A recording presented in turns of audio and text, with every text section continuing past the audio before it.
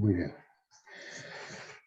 Bueno, pues buenos días a todos. Bienvenidos al seminario Roberto Ortega.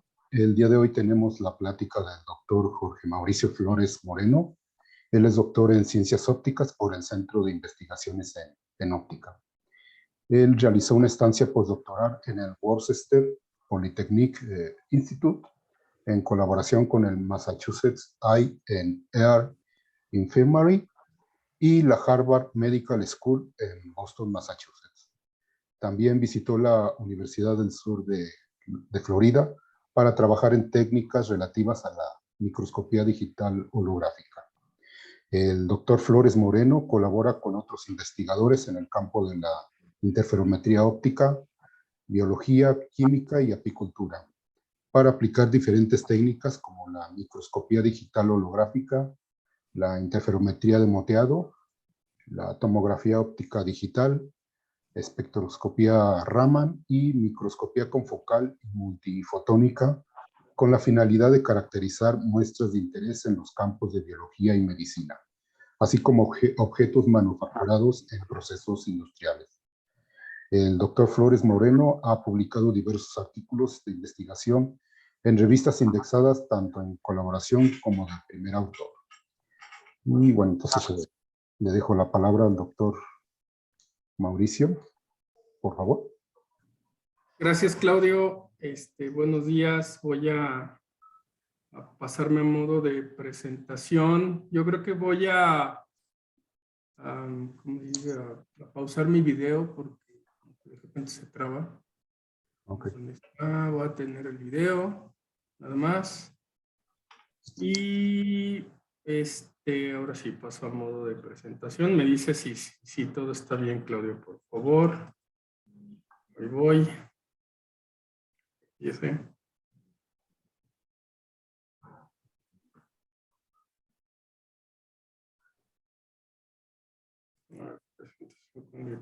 Ahí está. Bueno. Ya está. Ok. Ya se ve. Pues muchas gracias al Instituto de Ciencias Aplicadas y Tecnología mediante el doctor Claudio por invitarme a este seminario Roberto Ortega. Yo tuve el gusto de conocer al doctor Ortega hace ya muchos años, cuando yo todavía era estudiante. Él visitaba con relativa frecuencia el CIO y siempre fue una persona muy amable, siempre fue una persona muy abierta a discutir con los estudiantes inquietudes de cualquier índole, ya sea científicas o inclusive hasta políticas, y siempre fue una persona muy amena, muy alegre, muy abierta, que te daba confianza de acercarte a él. Entonces, es realmente un gusto estar en este seminario que está nombrado así, honrándolo, y es un muy buen gesto este tipo de esfuerzos para que no se pierda la memoria histórica de muchos colegas que han sido unas personas con mucho ejemplo, ¿no? Mucho ejemplo a seguir principalmente. Y a otras tantas personas, colegas que conozco, entre ellos Rufino, Claudio, otros tantos en persona, ya sea por referencias o ya sea por leer sus trabajos, siempre será un gusto. La comunidad óptica, seguimos siendo una comunidad relativamente pequeña. Nos faltaría ser un poquito más integrados o más compactos en muchos aspectos, y yo creo que todavía creceríamos mucho más. Ojalá lo logremos en los años por venir y en esfuerzos de esta índole de invitarnos a diferente tipo de seminarios. Bueno, entonces paso ya a lo que viene siendo la presentación de mi plática. Déjenme poner con puntero láser. Y el día de hoy voy a charlar sobre lo que es la evaluación de algunos parámetros mecánicos en materiales y muestras biológicas usando holografía digital. Voy a la plática la voy a dividir en dar una idea general de los conceptos erróneos que tenemos acerca de lo que es un holograma, algunas cuestiones de cómo ha evolucionado la generación de hologramas a través de los años hasta llegar a lo que realmente implica producir un holograma, y posteriormente pasaré a lo que vienen siendo las aplicaciones que hemos hecho aquí en CIO en los últimos años, usando técnicas holográficas y algunas ideas futuras que podemos compartir y podemos ver qué coincidencias podemos tener a futuro, ¿no? Entonces, voy a empezar primero, para los que no tengan muy bien ubicado dónde está el CIO, bueno, pues nosotros estamos obviamente en México, en la parte central de México, en un estado como es Guanajuato, en la ciudad de León, Guanajuato. Estamos aquí muy cerca de lo que es la parte, el centro geográfico del país. Esta es una visión aérea de lo que viene siendo el CIO. Aquí pueden ver una canchita pequeña de fútbol.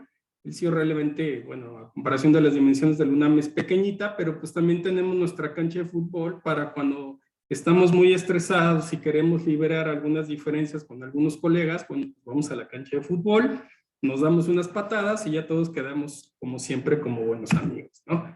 León tiene algunos atractivos, no es una ciudad muy turística, pero bueno, pues se esfuerza en tener cierta imagen urbana y bueno, siempre será interesante para cualquier visitante ver las 2 o 3 cosas o 4 interesantes que hay por ver aquí en la ciudad. La otra cosa que me gustaría empezar a comentarles, y porque sé que hay algunos estudiantes presentes, son las motivaciones. ¿Por qué razón yo entré a este campo de holografía e intentar aplicarla para caracterización no solamente de objetos manufacturados por el hombre, sino inclusive para cuestiones bio, que ya tiene este esfuerzo más de 25 años implementándose desde finales de los 70s, inclusive más años? Y pues la motivación es precisamente esa, ¿no? Que yo empecé a ver muchas publicaciones de colegas tratando de explicar algunas cuestiones que tenían que ver con enfermedades y que requerían del diagnóstico muy preciso acerca de cómo se generaban estos procesos biológicos. Por ejemplo, desde pruebas sanguíneas, por ejemplo, estudios sobre cómo nos afecta la radiación ultravioleta en la piel, los efectos que tiene, inclusive terapias que tienen que ver con el diagnóstico temprano de pie diabético, cuestiones que tienen que ver con estas cuestiones de utilizar tejidos para utilizarlos en diferentes partes del cuerpo a manera de injertos, hacer técnicas de fotodinámica, luz y color para combatir enfermedades, generación de nuevos biomateriales, inclusive para el quirófano, y cosas que también tienen que ver con la bioinformática, ¿no? Todo esto es una relación muy horizontal, muy multidisciplinaria, que nos permiten precisamente tener diagnósticos sobre enfermedades tan graves como es, por ejemplo, el cáncer y lo que viene siendo el problema de la metástasis. A mí me interesó mucho este review de allá del 2012, donde las preguntas fundamentales seguían siendo o siguen siendo muy cercanas a lo que nosotros estudiábamos con materiales. O sea, por ejemplo, en ese entonces, en este review, y siguen siendo preguntas actuales, querían, por ejemplo, conocer cómo eran a nivel mecánico la migración de las células de cáncer a través del endotelio, o por qué cambian las propiedades mecánicas del endotelio durante la adhesión y la transmigración de las células cancerígenas, etcétera, etcétera. O sea, preguntas que de alguna manera nosotros nosotros respondíamos o nosotros utilizábamos para caracterizar materiales que eran fabricados o son fabricados sintéticamente por el hombre. Entonces, son el mismo tipo de preguntas, y precisamente esa motivación extraordinaria fue la que me motivó aún más a meterme a este tipo de caracterización. Entonces, a forma de un poquito de broma, presento estas caricaturas que lo que pretendo aquí es mostrar precisamente la importancia de comprender las cuestiones bio desde su concepción. Por ejemplo, pues, aquí cartón a manera de mofa, pues si ustedes compran un par de conejos, pues a la vuelta de la esquina van a tener una gran cantidad de conejos, ¿no? O sea, la cuestión de la óptica nos ayuda también a tener una comprensión de lo que es la salud en los nacimientos, o por ejemplo, conocer cuestiones como, con esta otra caricatura, cuestiones como por qué se enojan las personas, ¿no? Claro que es indirecto, pero pues es un parámetro físico que nos puede ayudar a medir, por ejemplo, el punto de ebullición, o por ejemplo, por qué una mayor superficie expuesta al sol puede tener mayor problemas de cáncer de piel a la larga, o por ejemplo, con las nuevas técnicas de super alta resolución, pues vemos que la piel no es perfecta, sino que pues todos tenemos muchas imperfecciones, y más los artistas que salen en la tele. Y pues al final del día todo lo que queremos pues es el santo grial, ¿no? Tener una solución para todo en una sola dosis. Entonces, obviamente todo depende de cómo presentemos esta solución. Entonces, esto es un poquito en tono de broma, pero pues al final del día son las cuestiones fundamentales que todos quisiéramos atender, y todos queremos contribuir al diagnóstico. Y esto no es nuevo. En esta imagen que estoy mostrando, habla de una caricatura en revista que se daba en la época de los 60s. Y ellos ya hablaban, por ejemplo, de utilizar un traje donde tuviéramos todos los sensores que pudieran diagnosticar enfermedades. Entonces, este traje se lo ponía un paciente y empezaba a tener ciertas mediciones sobre la presión arterial, temperatura, etcétera, etcétera. Y esta información se mandaba a centros médicos, donde los médicos analizaban los datos y posteriormente mandaban un diagnóstico y un tratamiento a esa persona a la distancia. Todo esto ya se perseguía desde los años 60 con la electrónica de aquellas épocas. Entonces, siempre ha habido esa motivación para aplicar la tecnología y los desarrollos, obviamente también en óptica, para generar mejores técnicas de diagnóstico. Esta diapositiva me gusta mucho presentarla, es de un museo, del Museo de la Industria que se encuentra en Manchester, y fue dicha precisamente por Joseph Whitworth, que fue uno de los iniciadores de las máquinas de vapor. Y él en ese entonces él decía, tú solamente lo puedes hacer tan bien como lo puedes medir. Perdón. Es que tuve que conectar mi computadora, perdón. Entonces, eso es precisamente, con las técnicas ópticas que muchos de nosotros utilizamos, eso es precisamente lo que nosotros aportamos. Nosotros aportamos mediciones, caracterizaciones de objetos, precisamente para que se puedan mejorar. Y si damos esas mediciones con mucha precisión, pues obviamente los procesos se van a poder mejorar de muchas formas, y van a poder generar productos cada vez mejores. Esa es precisamente lo que se pretende cuando nosotros utilizamos las técnicas ópticas para caracterizar objetos y materiales. Entonces, como ya les platiqué, voy a dividir en 5 grandes secciones: la plática, los conceptos de holografía, lo que viene siendo la holografía interferométrica, la holografía digital, las aplicaciones y algunas ideas a mediano y largo plazo para seguir utilizando holografía con otras técnicas. Entonces, ¿cuáles son los conceptos y las bases de holografía? Si nos vamos a las definiciones, bueno, pues la holografía viene del griego holos, que significa todo, y grafía, que significa escritura. o bien la podemos conceptualizar como la ciencia que estudia los hologramas, o que nos permite grabar una imagen en tercera dimensión o en una forma tridimensional, o bien una técnica que podemos utilizar para almacenamiento, encriptación y transmisión de datos o recuperación de datos.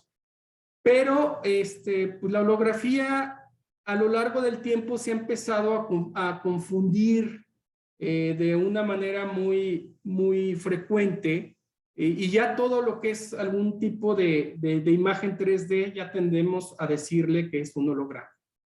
Lo preliminar en lo que viene siendo la proyección de hologramas, o lo que se conoce una imagen en 3D, pues viene desde hace muchos años, desde el siglo XIX.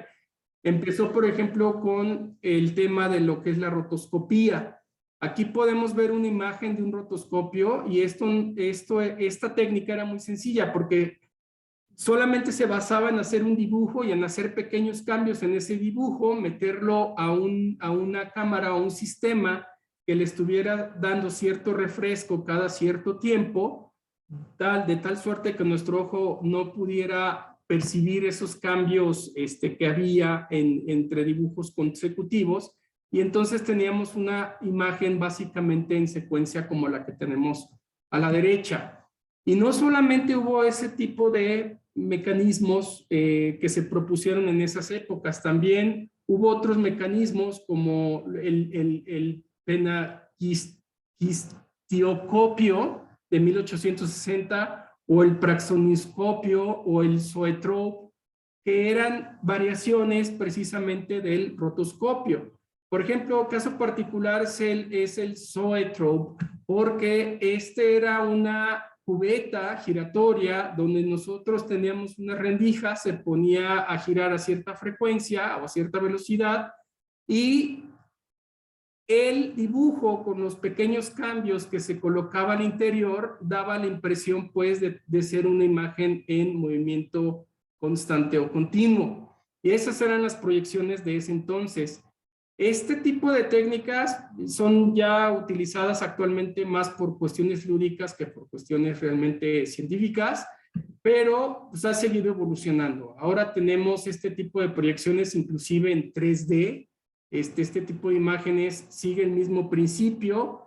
Se pone en una base circular, se pone a girar a una cierta frecuencia, y tenemos la sensación de que es un movimiento continuo y además tridimensional. Esto era lo que en el siglo XIX más se podía aspirar a tener como un tipo de cine. Este tipo de secuencias, este tipo de imágenes era lo que se presentaba en ferias, era lo que se presentaba en los pueblos, y era la diversión de la gente hacia mediados del siglo XIX. Una versión más actualizada, que es más común o que es más frecuente para nosotros, pues es el caleidoscopio. Todos conocemos el caleidoscopio. Y de aquí salto un poquito a lo que son otras imágenes que siempre tratamos de definir como hologramas, que son estas tarjetas de invitación que tienen esta visión tridimensional, que si las giramos un poquito en ángulo vemos cómo la imagen se mueve. Y bueno, pues esto no es otra cosa más que el efecto de las lentes, el efecto de las lentes lenticulares, o el efecto lenticular, que lo único que se trata es de grabar una imagen con este tipo de arreglos a diferentes ángulos, y entonces esta imagen queda consecutivamente grabada en el papel específico, y debido a la capacidad de enfoque de nuestros ojos y a los diferentes ángulos que tenemos de la visión, pues nos da esta interpretación de una imagen tridimensional, ¿no? Y también esto es lo que mucha gente conoce como un holograma. Claro que tal cual, pues no lo es, ¿no? Otro tipo de situaciones que se han confundido con hologramas, pues viene precisamente del cine. Nosotros nos acordamos mucho de la película esta de Volver al Futuro, o de la Guerra de las Galaxias, Y todo esto se conoció en el Vox Populi como hologramas. Más actualmente, inclusive tenemos proyecciones, por ejemplo, de la Tierra que nos presentan los cambios climáticos, el problema del cambio climático que se está produciendo sobre la Tierra. Y bueno, pues todo esto lo podemos proyectar de una manera tridimensional muy bonita. Y a todo esto, las personas en general le llaman o le llamamos hologramas, pero realmente no son hologramas. Realmente también hay otro concepto que es la televisión holográfica, que también al final del día es una proyección holográfica, es una proyección tridimensional, que mediante técnicas de escaneo y mediante láseres de muy alta potencia, pues van a producir imágenes que aparentemente se están proyectando directamente en el aire, y esto es lo que se está estudiando desde hace algunos años para poder tener un sistema completo de lo que se entendería como proyección de televisión holográfica. De hecho, hay publicaciones al respecto, hay sistemas ya propuestos, como estos que ustedes observan aquí en esta diapositiva, sistemas de escaneo, como es un microscopio por escaneo, no es algo diferente, se escanean en 2 dimensiones, y mediante este escaneo, con un láser de muy alta potencia, se ioniza precisamente el aire, se hace tanta energía que llegamos a ionizarlo, y entonces se generan pequeños píxeles de luz que nos generan estas imágenes tridimensionales en el aire, ¿no? Otros esfuerzos han sido en generarlo con diferentes longitudes de onda para generar hologramas de color, con todo un sistema de captura de 4K, etcétera, etcétera. Pero pues, al final del día también tenemos a los últimos años proyecciones de muy alta calidad, como son las técnicas de proyección, donde hay un proyector emitiendo una imagen en un espejo y tenemos una pantalla a 45 grados que nos da la sensación de que esta imagen se está proyectando como si la persona estuviera presente en el escenario, cosa que no es cierto. Gracias a esto se han podido revivir a cantantes ya desaparecidos, e inclusive se pueden, nada más que no sé por qué no lo voy a correr, no. Bueno, este era un video de un grupo japonés, o pretende ser un video de un grupo japonés donde la cantante es un holograma, o lo que se menciona que es un holograma. Es una caricatura de manga japonés, y sale aquí en el escenario, se ve que está prácticamente flotando y ella es la intérprete de esas canciones, ¿no? Pero es obviamente ayudado con esta técnica de proyección tridimensional. Y esta técnica de proyección tridimensional, el video no lo va a tocar, perdón por eso, pues a final del día, era el manga que les quería mostrar, pero no sé por qué no corrió el video. A final del día, pues no son hologramas, son proyecciones tridimensionales basadas en un efecto muy conocido desde hace muchos años, desde 1848, que se llamó o que se llama el efecto fantasma de Pepper.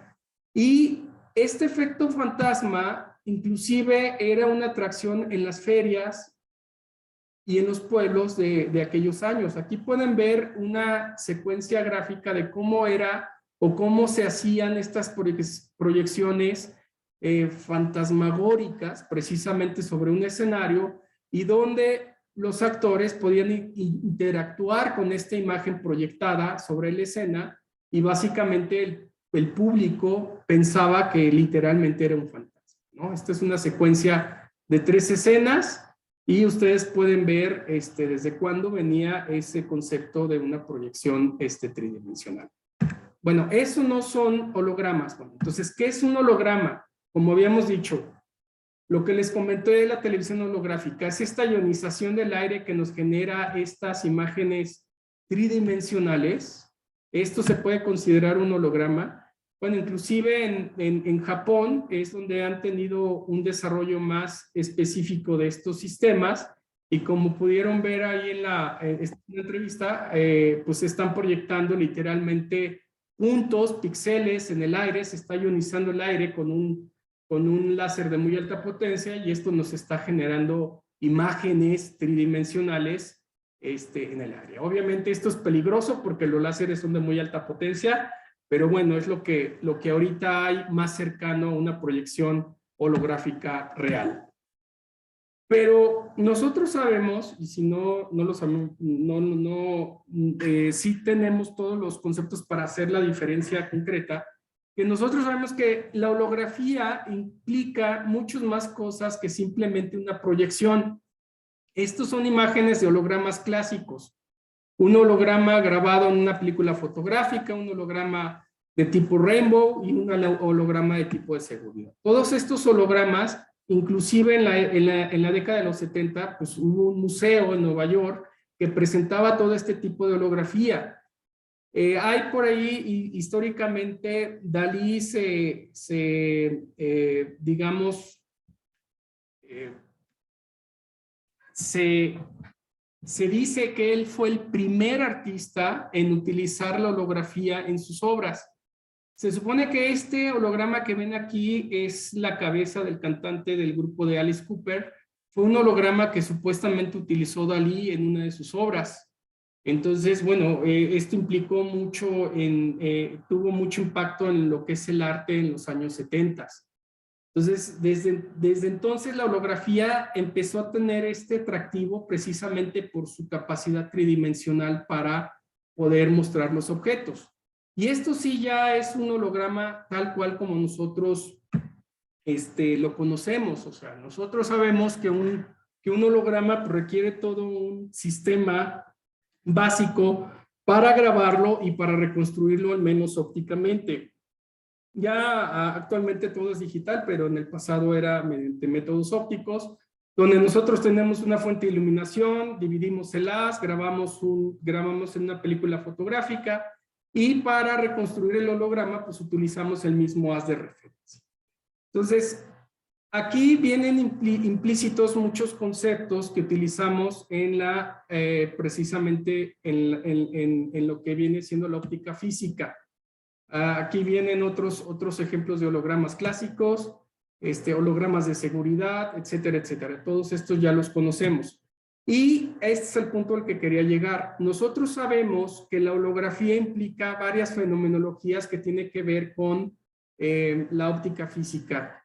En general, con la difracción, con la interferencia que va implícitamente en el concepto de coherencia, y también con lo que es la propagación de ondas. Todos estos conceptos es lo que implica pues la holografía. O sea, no es una simple proyección 3D, es algo más que una proyección 3D.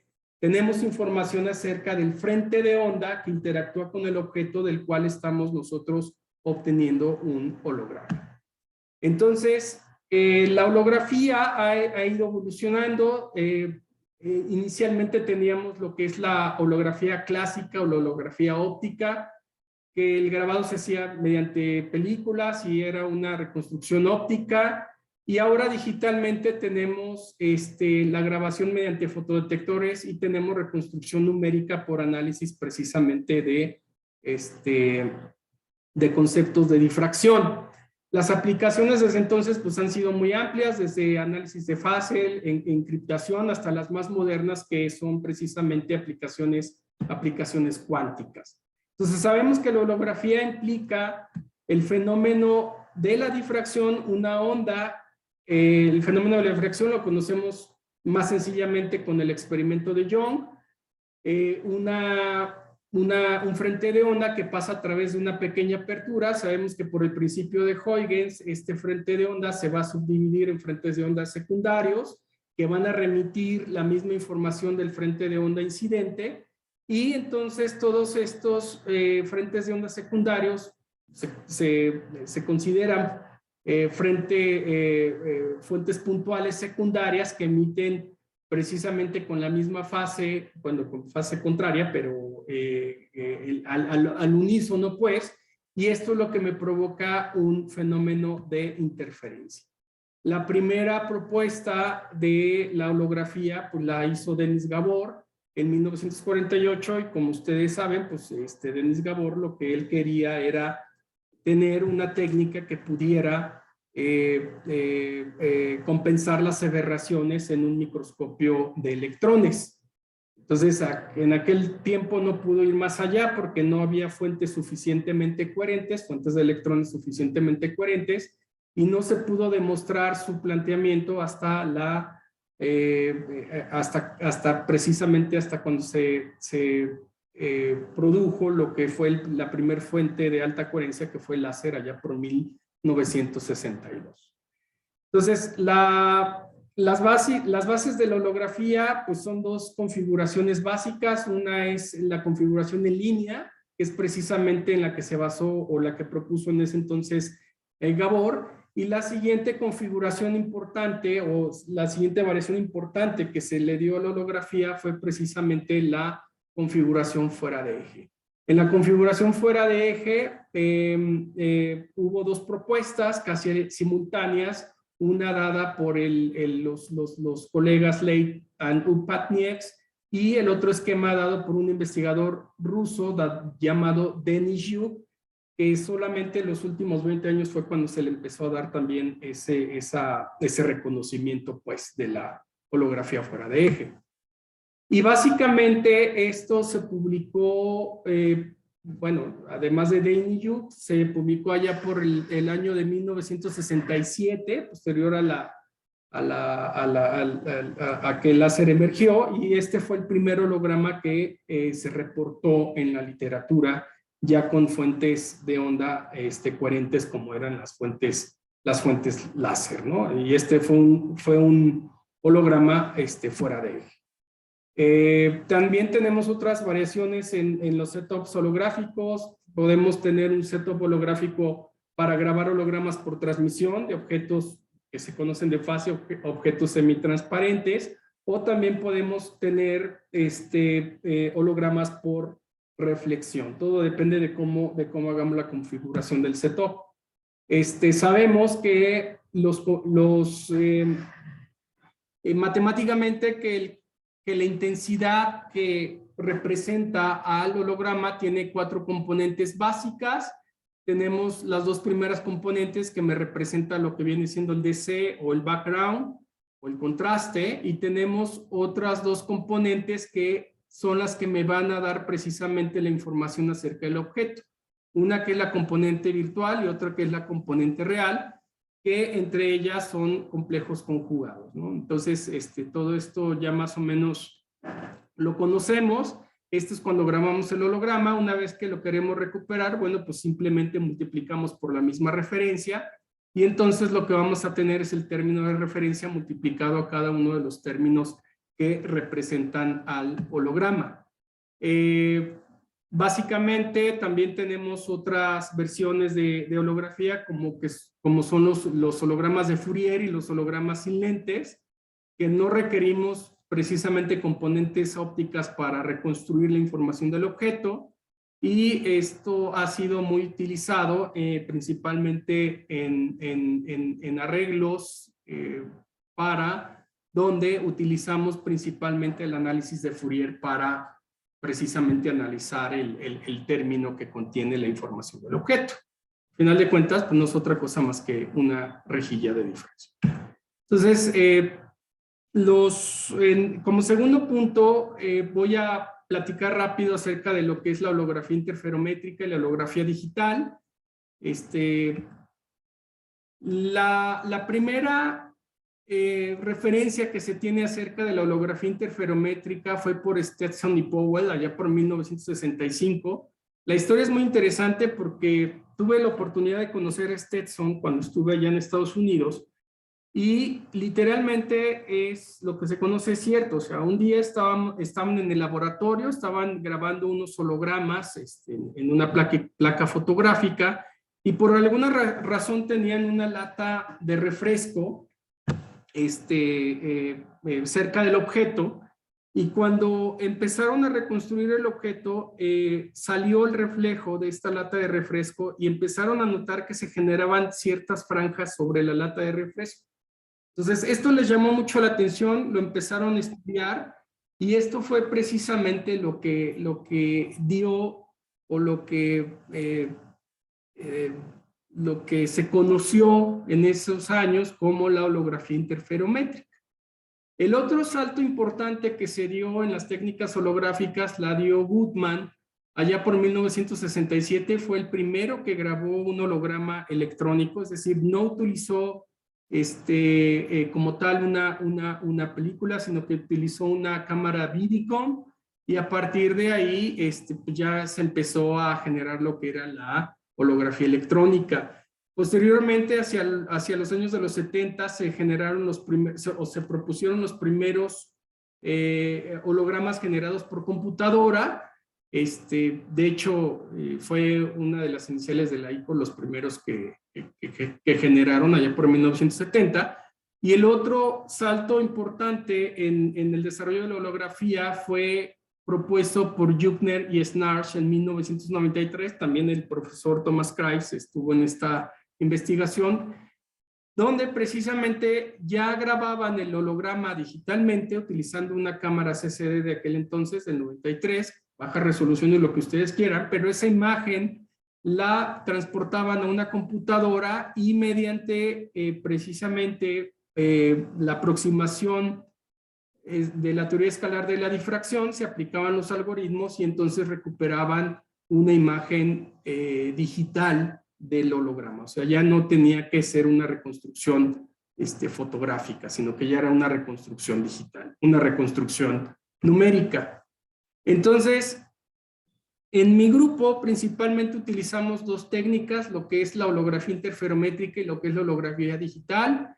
En la holografía interferométrica, la diferencia es que usamos para analizar la holografía interferométrica análisis de Fourier, y en la holografía digital pues utilizamos obviamente lo que es reconstrucción numérica, donde los algoritmos principales para hacer la reconstrucción numérica pues es el algoritmo de Fresnel, el de espectro angular y el de convolución. En ambas técnicas, a final de cuentas, lo que obtenemos es información acerca de la intensidad y de la fase óptica. La reconstrucción numérica precisamente se basa en la teoría escalar de la difracción, partiendo de la aproximación de Fresnel-Kirchhoff o de Rayleigh-Sommerfeld. La de Rayleigh-Sommerfeld es más simple de utilizar, donde implica precisamente el campo propagado, el campo difractado, que está modulado por una onda esférica. Esta viene precisamente de la deducción de la aproximación Rayleigh-Sommerfeld, porque es uno viene del teorema de Green, que es una función auxiliar de Green que se propone por simplicidad como una onda de tipo esférica, y un coseno que nos indica el ángulo precisamente de incidencia del frente de onda sobre el objeto. Entonces, esta es básicamente la aproximación de Rayleigh-Sommerfeld. Se le aplica la aproximación binomial, se hace una expansión, se hace el álgebra adecuada, y a lo que nosotros llegamos es precisamente a la aproximación de Fresnel. Y la aproximación de Fresnel lo que me permite conocer es precisamente la información de un holograma que grabamos en un plano objeto, que reconstruimos con una referencia, y que viene precisamente este holograma modulado con dos términos, que es un término cuadrático, una función chirp, y un término que me representa precisamente un término de Fourier. Entonces, esto es lo que me permite hacer la reconstrucción numérica.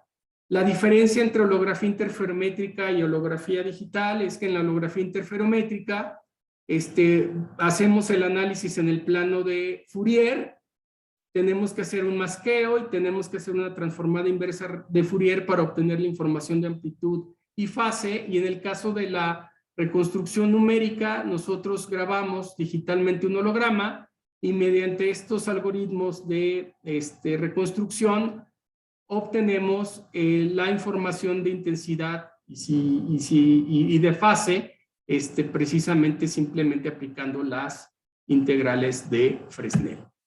Entonces, Cuando aplicamos esto, pues nosotros las ventajas que tenemos en la holografía sin lentes es que el foco lo podemos reconstruir numéricamente, es decir, variando la distancia de reconstrucción, podemos enfocar, entre comillas, diferentes planos de la imagen, y entonces si utilizamos técnicas de phase stepping temporal o espacial, podemos recuperar la imagen completa sin el problema del DC y de la imagen virtual, o bien tener las tres componentes en la reconstrucción numérica. Entonces, esto es lo que nos permite hacer la reconstrucción numérica.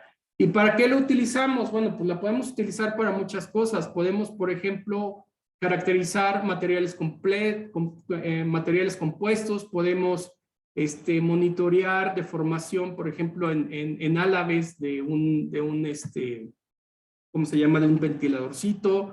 Podemos ver cómo es el movimiento de un globo, por ejemplo, o por lo menos, o tratar de obtener los mapas de esfuerzo mecánico en una hoja de aluminio. En fin, las aplicaciones son muy amplias. Voy a hablar solamente de algunas. Si bien esta aplicación que les presento ahorita no es literalmente holografía, pero sí está basada en difracción, esto lo presento con el objeto de que vean que inclusive los conceptos más elementales, más básicos y más simples nos ayudan a medir objetos. Es una de las cuestiones que nosotros buscamos aquí en el laboratorio. En este caso, lo que estoy presentando es el patrón de difracción que se genera en una pieza mecánica a la cual se le va a hacer un análisis por variación de temperatura. Lo que se quería medir aquí es qué tanto se dilataba la pieza mecánica al exponerlo a diferentes variaciones de temperatura. Y me refiero a inclusive variaciones de temperatura ambiente. Entonces, para esto utilizamos la técnica de difracción, utilizamos un arreglo como utilizamos un láser, en este experimento usamos varias técnicas. Aquí nada más me voy a enfocar a la que usamos con luz coherente. Usamos un láser de 460 nanómetros, lo acoplamos a dos colimadores para tener frentes de onda plano, y después magnificamos el patrón de difracción en las orillas del objeto utilizando dos lentes. Utilizamos apertura para evitar reflexiones espurias y obviamente grabamos ese patrón de difracción con dos cámaras. Entonces, esto fue por detección de difracción, y aquí empleamos dos haces de luz láser y el plano de imagen fue formado por los sensores CCD. Entonces, la pieza mecánica que analizamos es esta que ustedes ven aquí a la izquierda, y precisamente lo que queríamos ver era la variación a variaciones de temperatura de ambientes. Este era el patrón de difracción real. Nosotros nos basamos en la medición precisamente, el principio es a partir de la distribución de intensidad de la difracción de Fresnel. Se llega a una intensidad en base a los términos a las integrales de Fourier. Y a partir de esta difracción de Fresnel, nosotros lo podemos aplicar para bordes rectos, y a partir de esos bordes rectos nosotros podemos obtener precisamente ese patrón de difracción en base a una relación de intensidades. Algo así de sencillo. Y eso nos permitía medir precisamente los bordes de esa pieza mecánica, ¿ok? Y por lo tanto hacer un seguimiento de la sección que nos interesaba, que era la primera sección, porque esta era la sección que a final del día se iba a dilatar por la temperatura, la primera franja, y esto lo que nos permitía era hacer un seguimiento de cómo variaba pues esta pendiente de esta curva con las variaciones de temperatura. Y eso lo que nos permitía obtener eran gráficas como estas. Si ustedes observan, son dos temperaturas ambiente, una es 24.2 grados, la otra es 19 grados, y comparamos nuestros resultados con otras técnicas que incluía luz blanca e incluían estas máquinas de medición por coordenadas, y al final del día obteníamos patrones de variación en la medición bastante cercanos a lo que lo que se esperaba, ¿no? Esto lo que nos permitía ver, pues, era la dilatación térmica del objeto. ¿Por qué era importante? Porque estos piezas mecánicas que les mostré, pues, se utilizan, por ejemplo, para frenos de elevadores. Entonces, para ellos es muy importante ver inclusive estas pequeñas variaciones. Otro tipo de aplicaciones que hemos hecho se ha basado precisamente en utilizar un otoscopio. En este caso utilizamos un otoscopio, se le hizo una modificación y se hizo holografía en esta cabeza otoscópica. Teníamos todo un sistema de iluminación. Este sistema de iluminación partíamos del objeto, la referencia, y el otoscopio literalmente nos iba a permitir meter el instrumento para poder observar una membrana timpánica, digamos, en tiempo real. Ese era el objetivo final del proyecto. Claro que hubo ahí algunas cuestiones, nada más se lograron obtener ciertas caracterizaciones, no en tiempo real con un humano, pero sí logramos hacer caracterizaciones de membranas timpánicas ex vivo, ¿no? Entonces, las membranas timpánicas que obtuvimos eran de un ratoncito que se llama chinchilla, y obviamente todo esto iba acompañado de un análisis de esa cabeza otoscópica, para obtener patrones de franjas que nos permitieran precisamente caracterizar la cabeza otoscópica, compararlo con el modelo matemático, diferentes frecuencias de vibración, que era lo que queríamos encontrar en la membrana timpánica, y precisamente eso fue lo que encontramos, ¿no? Estos son resultados de la membrana de la chinchilla a diferentes frecuencias, y lo que nos dice es que dependiendo de la frecuencia, pues vamos a tener modos de vibración simples o modos de vibración complejos. Entonces, otro tipo de aplicaciones que hemos hecho es medir el strain en hueso, en secciones transversales de hueso. Aquí este sistema fue utilizando 3 longitudes de onda, verde, rojo y azul, precisamente para que nos permitiera obtener esas mediciones de esfuerzos. Necesitamos primero tener la geometría del objeto, y hicimos la caracterización tanto en el hueso, en la sección transversal, como en la sección longitudinal, y lo que obteníamos pues eran precisamente estos mapas de esfuerzo que vemos por aquí, ¿no? También hemos hecho más estudios sobre hueso. En este caso, este estudio se basó en medir el daño estructural en un hueso cuando se somete a diferentes perforaciones por un taladro. La idea detrás de esto es que cuando uno sufre fracturas graves, normalmente para que el hueso vuelva a sanar, pues se ponen placas, y esas placas se fijan con tornillos, y obviamente al fijar el hueso con tornillo, pues obviamente tienes que taladrar literalmente el hueso. Entonces, lo que nosotros queríamos conocer era qué pasaba si los esfuerzos o el comportamiento del hueso era igual o se presentaba de la misma forma cuando estaba taladrado o cuando estaba totalmente sin taladrar, y de alguna manera poder cuantificar esas variaciones. Entonces nosotros hicimos el estudio utilizando una prensa hidráulica que también diseñamos aquí en el laboratorio. Poníamos el hueso, lo metíamos a fuerzas de precarga, entonces íbamos incrementando la fuerza de carga en el hueso e íbamos haciendo un seguimiento acerca de la deformación del hueso a diferentes cargas y a diferentes presiones. Entonces queríamos comparar el comportamiento del hueso sin perforar con el hueso perforado.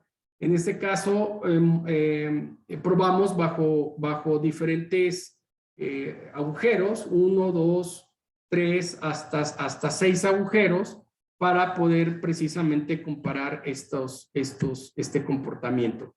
Y bueno, lo que obtuvimos es el perfil del desplazamiento con respecto a las diferentes presiones que se utilizaban.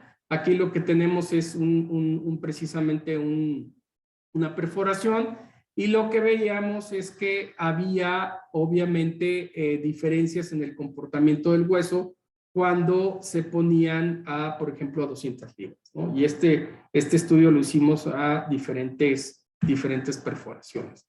También, siguiendo con el estudio de hueso, también utilizamos huesos que lo sometimos a dos procesos diferentes. Primero lo demineralizamos y después le quitamos precisamente la componente de agua, con la idea de generar una condición, digamos, parecida a lo que era la osteoporosis. Y lo que queríamos medir aquí, pues era precisamente también cómo perdía propiedades mecánicas el hueso al momento de ir perdiendo hidroxiapatita, y qué era más importante para el hueso, conservar el agua o conservar los minerales.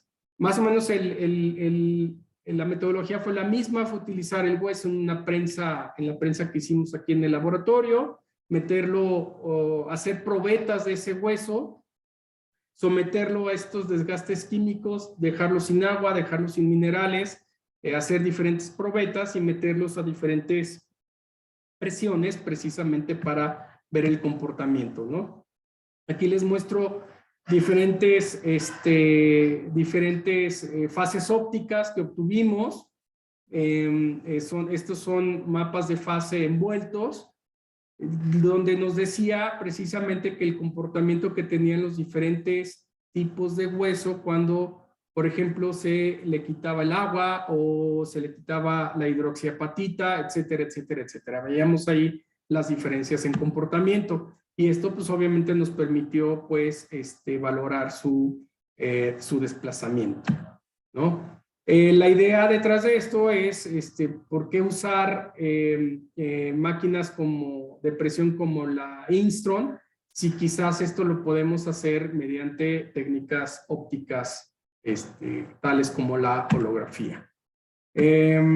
También hemos utilizado la holografía microscópica, no solamente para medir modos de vibración en membranas timpánicas, sino que lo hemos utilizado en combinación con microscopía confocal, también para medir el grosor de la membrana timpánica. Y entonces esto lo que nos permite es ver cómo hay un corrimiento de frecuencias, ¿ok? Dependiendo del grosor de la membrana. O sea, el grosor de la membrana al final del día sí importa para localizar esas frecuencias de vibración. También hemos hecho estudios sobre piel, inclusive este estudio de piel se hizo utilizando muestras de piel porcina. Se metían en una cámara de UV para radiarla, para emular más o menos lo que pasaba con la luz solar, y mediante holografía digital interferométrica lo que obteníamos utilizando un transductor sonoro, obteníamos diferentes modos de vibración de la piel.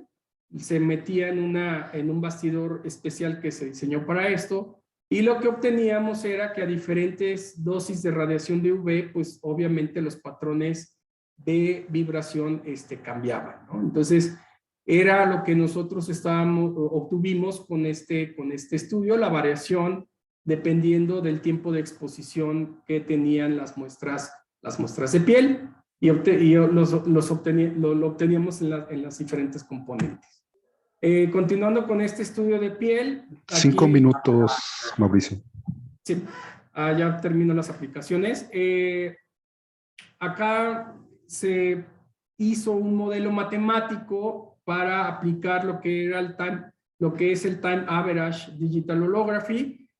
Y aquí la idea era también generar modos de vibración, pero ya no de piel envejecida en una cámara de ultravioleta, sino radiándola directamente con luz ultravioleta. Para eso utilizamos un láser de luz ultravioleta y utilizamos una cámara precisamente en detección de ultravioleta. Y lo que medimos aquí fue precisamente cómo se iba degradando la piel al momento de irlo radiando con esta luz ultravioleta en tiempo real.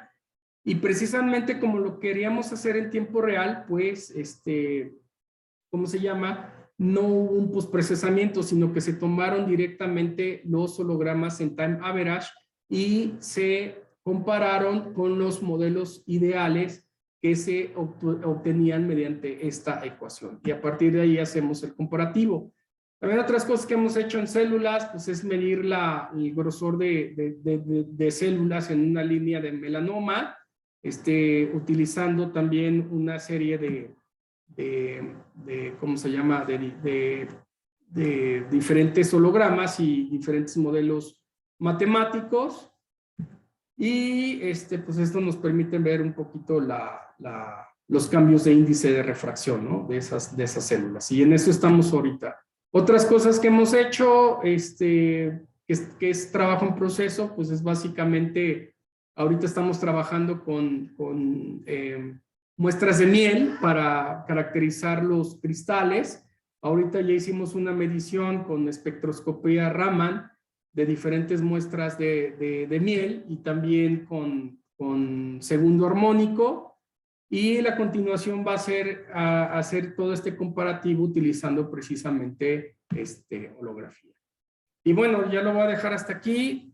Ya lo demás es aplicaciones que tenemos que apenas están en proceso y otro tipo de cosas que tenía que ver con microscopía confocal, pero bueno, eso ya no es lo fundamental. Entonces, aquí le paro, Claudio. Sí, muchas gracias, doctor Mauricio. Y pues pasamos a las preguntas. Si tienen algún comentario o pregunta para el doctor.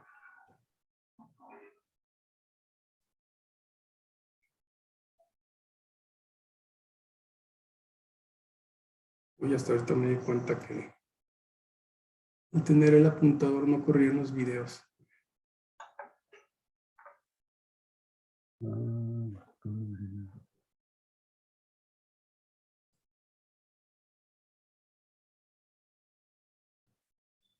Por ahí hay una manita levantada, Claudio. Sí, doctora Verena. Sí, muchas gracias por la presentación y por la oportunidad de preguntar acerca de sus trabajos. Al observar los índices de refracción, se plantea el camino hacia quizás tener una distribución de estos índices y quizás hacia la tomografía holográfica, que identifico que también es una de las aplicaciones y el tema de tomografía me interesa. Sí, gracias por la pregunta.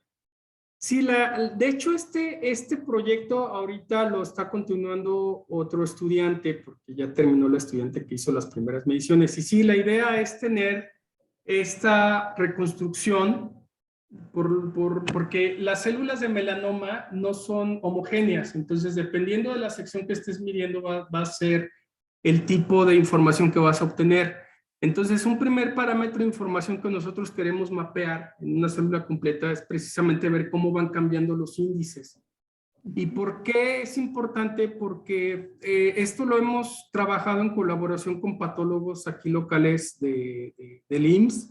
Y ellos nos dicen, los que se dedican a investigación, que eso es interesante para ellos porque eso les permitiría entender un poquito mejor cómo es este proceso, por lo menos en las células de piel, de rigidez, ¿sí?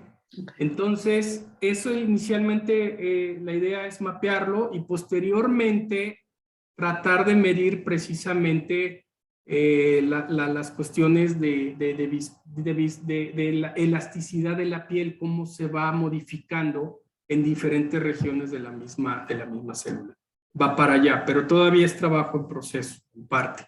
Ok, entonces al no tener un material muy rígido, ¿se podría propagar más allá que la superficie? ¿Es correcto? A ver, no sé si está entendiendo bien. Al no ser un material rígido que se esté propagando más allá de la superficie, ¿se refiere a la medición del índice de refracción o...? Bueno, identifico que se ve superficies, ¿no? Pero Sí. para poder penetrar, bueno, para entrar un poco más al volumen, que quizás sería interesante también identificar lo que está atrás de la superficie. Pregunto, ¿qué hay que variar para llegar bueno, para graficar un poco más allá? Bueno, No, no es sé. que precisamente no es un problema sencillo, es un problema Sí. que estamos tratando de abordar desde diferentes ópticas, ¿no? Por ejemplo, esta ecuación que sale aquí es una ecuación cuadrática y precisamente a partir de la diferencia de dos índices de refracción, de refracción fue como sacamos precisamente este mapeo. Pero obviamente esto nada más está considerado para esa variación en el grosor con respecto a esa variación de índices a estos tres ángulos diferentes. Habría todavía que ver qué va a pasar, por ejemplo, cuando varías una mayor cantidad de ángulo para obtener los hologramas. Y otra cosa importante, estas son células fijadas, no son células, digamos, frescas. Entonces, ese es otro problema todavía más complejo. Primero tenemos que tener una buena repetibilidad en estos valores para poder tratar de repetir el modelo, por ejemplo, en lo que vendría siendo una célula fresca, ¿no? Porque, pues sí, esto es muy ideal todavía, ¿no? Es también razón porque en alguna aplicación usaron dos cámaras. Bueno, lo de las dos cámaras fueron dos aplicaciones diferentes. Dos cámaras lo usamos para ver los bordes, cómo se dilataban los bordes de una pieza mecánica, ¿sí? Y eso no fue con holografía, eso fue directamente con patrón de difracción. Entonces, nosotros estábamos monitoreando los dos bordes de la pieza mecánica, se cambiaba un poquito la temperatura y lo que queríamos ver era cómo se corría esa franja inicial, esa primera franja del patrón de difracción, precisamente para ver el coeficiente o para tratar de ver cómo cambiaba pues ay, se me fue la palabra, la dilatación de la pieza, ¿no? Okay. Era importante, como lo comenté, porque estas piezas se utilizan en sistemas de frenado, por ejemplo, bueno, la compañía no lo dijo así, era para sistemas de frenado de elevadores. Entonces, para ellos era muy interesante ver cómo cambiaba térmicamente el grosor de la pieza hasta con variaciones de temperatura a medio ambiente, porque estos cilindros iban dentro de unas camisas y entonces ellos tenían que calcular el calentamiento que iba a sufrir la pieza completa cuando lo sometías a frenado, pero no solamente eso, ¿qué pasaba si tu pieza la tenías en un ambiente caluroso o en un ambiente frío? Entonces eso sí les podía ahorrar cuestiones de producción, pues, para modificar mejor sus piezas. Muy interesante. Muchas gracias. No, gracias a usted.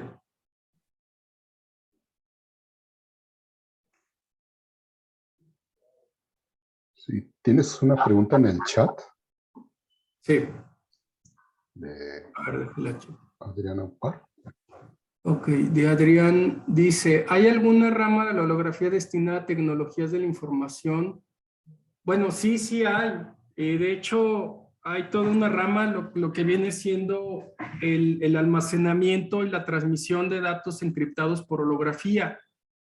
Y ahí no conozco muy poco, conozco lo básico, pero literalmente lo que tratan es de así como se hace como una fibra óptica, tú empiezas a encriptar tu información, no modulándola en términos de luz, sino inclusive en algunos en algunas aplicaciones, creo, si no estoy mal, y aquí hago la aclaración, creo que utilizan moduladores espaciales de luz para encriptar esa información que quieren transmitir, hacerla como un holograma, enviarla, y entonces de la parte receptora van a tener precisamente digamos, el código, el algoritmo para desencriptar esa información que va comprimida como un holograma generado por computadora.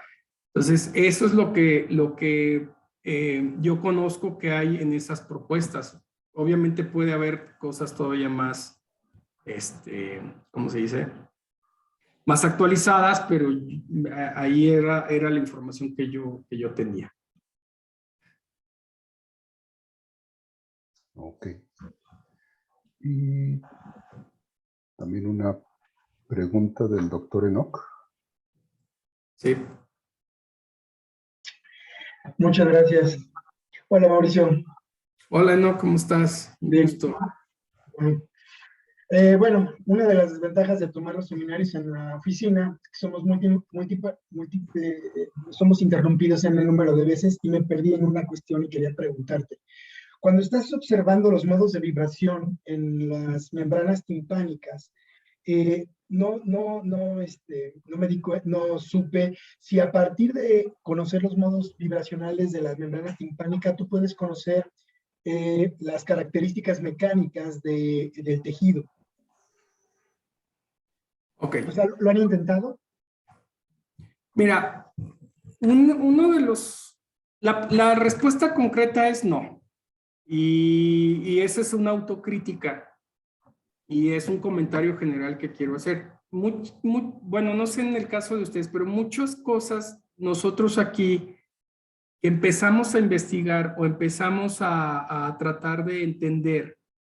No le damos el seguimiento que requiere, es decir, no le damos una continuidad para llevarlo a sus consecuencias finales de toda la información que podemos obtener. Entonces empezamos con una caracterización de algo y ya por ahí llegó otro estudiante o nos distrajeron en otras cosas o la urgencia de la publicación y ya saltamos a otro lado y ya saltamos a otro lado. Entonces a veces no llevamos a una maduración final una medición que empezamos a hacer, ¿no? En este caso la de las membranas. Yo cuando platiqué con la gente allá en Estados Unidos, obviamente, primero ellos estaban interesados nada más en los modos de vibración, porque ellos lo que querían comparar era si la capacidad de resonancia de la membrana, de una membrana sana, a una membrana, por ejemplo, que se hubiera roto y que hubieran tenido que hacerle un injerto, cambiaba o no cambiaba mucho. Y entonces, si esta propiedad mecánica lo que te generaba era una pérdida auditiva muy notoria o no tan notoria. Eso era lo que ellos estaban interesados en conocer en ese entonces. Por cuestiones de mecánica y por cuestiones de lo poquito que sabemos, sí hay posibilidades de conocer algunas otras propiedades del material analizando los modos de vibración. Pero ya no sería nada más analizar los modos de vibración, sino que también tendríamos que irnos, por ejemplo, a lo que estábamos intentando en otra investigación, a también medir el grosor de la membrana. ¿Sí? Entonces, por lo menos serían dos parámetros, porque también el grosor de la membrana no es homogéneo, cambia dependiendo de la región de la membrana que estés midiendo o que estés observando. Entonces, todo eso influye en el comportamiento final y en las propiedades que va a tener la membrana. Porque como tú sabes, la membrana pues, es una serie de entramados de fibras de colágeno que van a estar polarizados o que van a estar direccionados en diferentes, valga la redundancia, direcciones, dependiendo de la región de la membrana en la que estés. Entonces, de bote pronto sí se podría, pero sí se requiere hacer un análisis más detallado que no nada más implicaría los modos de vibración. De acuerdo, muchas gracias, Mauricio. Sí, porque digo, yo sé que en el tejido es muy complicado, ya que los tejidos no son homogéneos, incluso en zonas muy pequeñas, pero estaba pensando, por ejemplo, en la caracterización de símiles de tejido como Phantoms, donde las características son más controlables, como para poder medir estas características mecánicas en estos símiles sin necesidad de pruebas de esfuerzo, porque muchas veces estos símiles son muy delicados. Sí, sí, pues a veces lo que nos falta es estar en mejor comunicación, porque muchas cosas ustedes tienen un acceso más fácil a cierto tipo de muestras, que no necesariamente tienes que llegar a tejido, donde sería más fácil de manipular y de estudiar, ¿no? Y eso te sirve como precedente, pues, ya para saltarte después a algo más complejo como es un tejido. De acuerdo. Yo creo que tenemos que procurar no perdernos tanto y buscar más las colaboraciones. Eso definitivamente ayudaría muchísimo. Definitivo, Mauricio. Muchas gracias. Gracias a ti. Muy bien, muchas gracias, doctor Enoch. ¿Alguien más que quiera hacer alguna pregunta?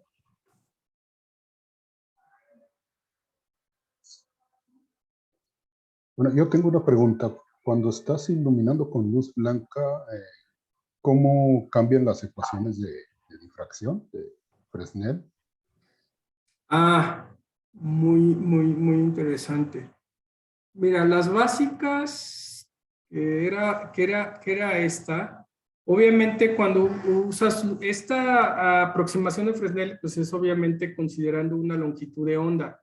Pero cuando tienes luz blanca, pues ya tienes un espectro expandido. Entonces, normalmente, no es tanto luz blanca, tomas lo que viene siendo el espectro central como longitud de onda de referencia. Y que al final del día te va a dar una aproximación, no te va a dar una medición así tan precisa, porque obviamente tienes un espectro de iluminación, pero sí se aproxima mucho pues a las ecuaciones que estás buscando. Usas a final de cuentas el ancho de banda o el ancho de línea a partir de la frecuencia central. Entonces también es lo mismo que haces para los LEDs, por ejemplo, ¿no?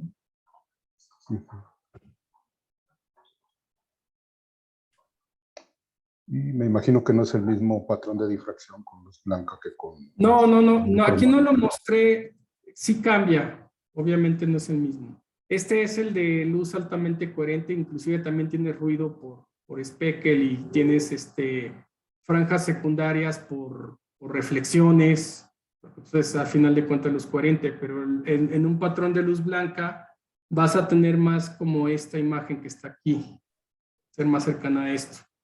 Entonces, pues, obviamente sí vas a tener diferencias.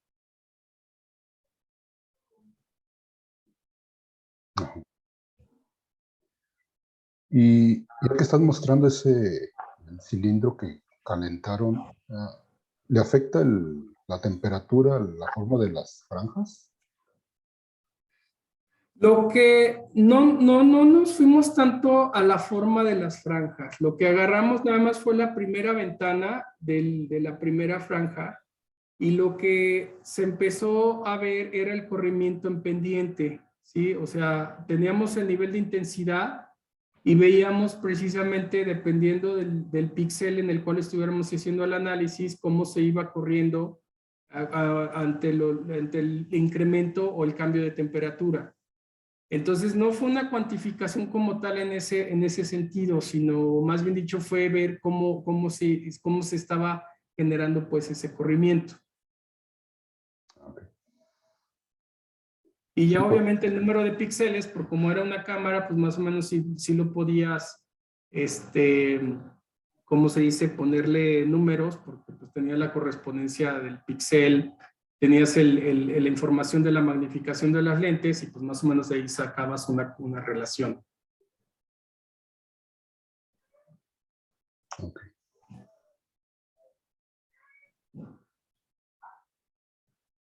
Bueno, ¿alguien más tiene alguna pregunta?